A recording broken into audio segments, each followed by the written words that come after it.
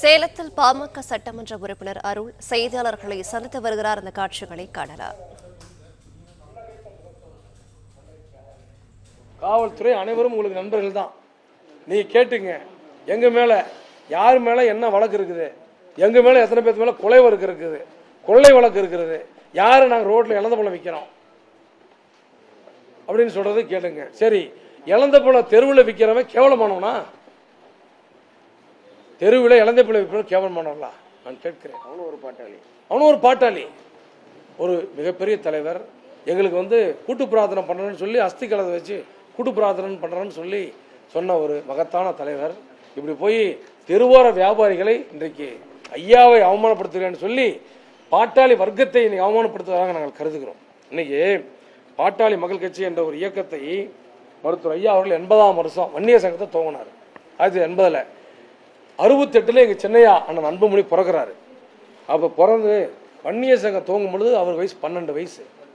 பாட்டாளி மக்கள் கட்சி என்ற இயக்கத்தை ஐயா அவர்கள் துவங்கும் பொழுது அவருக்கு ஒரு 21 வயசு. இப்படி இந்த கட்சி துவங்குவதற்கு முழு காரணம் மருத்துவர் ஐயா அவர்கள். இன்னைக்கு இருக்கிற கட்சி திமுக, அதிமுக மற்ற கட்சியெல்லாம் பார்த்தீங்கன்னா அதுல ஒரு தாய் இயக்கம்னு இருக்கும். அந்த கட்சிகளுக்கெல்லாம் தாய் இயக்கம்னு யாருன்னா தந்தை பெரியாருடைய திராவிட கழகம். ஆனா பாட்டாளி மக்கள் கட்சிக்கு தாய் இயக்கம் எது தெரியுமா? தாய் இயக்கம் கிடையாது, ஒரு தாய் தான். யார் அந்த தாய்? எங்க மருத்துவர் ஐயா தான். எங்க மருத்துவர் ஐயா அவர்களே சுயம்புவாக பெற்றெடுத்த குழந்தை தான் என்னுடைய பாட்டாளி மக்கள் கட்சி. ஆக இந்த பாட்டாளி மக்கள் கட்சி பொறுத்தவரையில சுயம்புவா மருத்துவர் ஐயா அவர்கள் சொன்னார். நான் எல்லாத்துக்கும் சொன்னேன். நான் 18 முறை சிறைக்கு போயிருக்கிறேன். ஒரு முறை குண்டசாட்டை நானும் ரத்ன மண்டலில் 106 பேர் குண்டசாட்டை இருந்தோம். எதுக்காக? மருத்துவர் ஐயா அவர்களை கைது செய்யும் பொழுது நாங்கள் ரோட்டில் நின்று கோஷம் போட்டோம். அதனால எங்களை உள்ள போட்டாங்க. 36 வருஷமா 35 வருஷமா ஐயா கூட பயணி 1989 காலத்திலிருந்து பயணிட்டு இருக்கோம். இது மாதிரி இப்படி இருக்கிற ஒரு நிகழ்வில் மருத்துவர் ஐயா அவர்களை விமர்சிப்பது நாங்கள் ரொம்ப வருத்தத்தோடு வருந்தி ஒன்றாடி கேட்டுக்கொள்கிறோம். இன்னொன்னுங்க, பாட்டாளி மக்கள் கட்சியினுடைய தலைவரா அண்ணன் ஜி.கே. மணி இருந்தார். 25 வருஷம், ஒரு வருஷம் 2 வருஷம் இல்லை, 25 ஆண்டுகள் இருந்தார். 25 ஆண்டுகள் இருந்த தலைவரை எங்க ஐயா கூப்பிட்டாரு. மணி அப்படின்னாரு. ஐயான்னாரு, நீ நான் அந்த பாட்டாளி மக்கள் கட்சி தலைவரா சின்னையா அன்புமணியை போட்டலான் இருக்கிறேன், நீ ஒதுங்கிங்கன்னு சொன்னாரு. ஐயா உடனே போறேன், ஒதுங்கிறேன்னு சொல்லிவிட்டு நடந்த பொதுக்குழுவில் சாமானியனா இருந்தா அழுவாங்க, மனவேதனைப்படும்.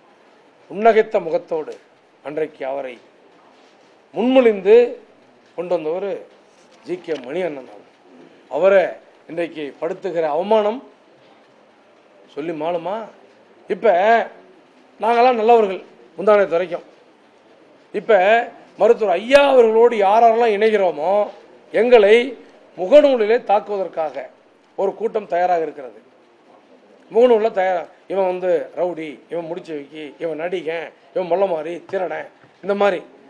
நேற்று வரை நாங்கள் நல்லவர்கள். இன்றைக்கு நம் மருத்துவர் ஐயா தான் எங்கள் தலைவர். அதற்கு அடுத்தபடியே நீங்க தான் தலைவர், எந்த மாற்றமும் இல்லை.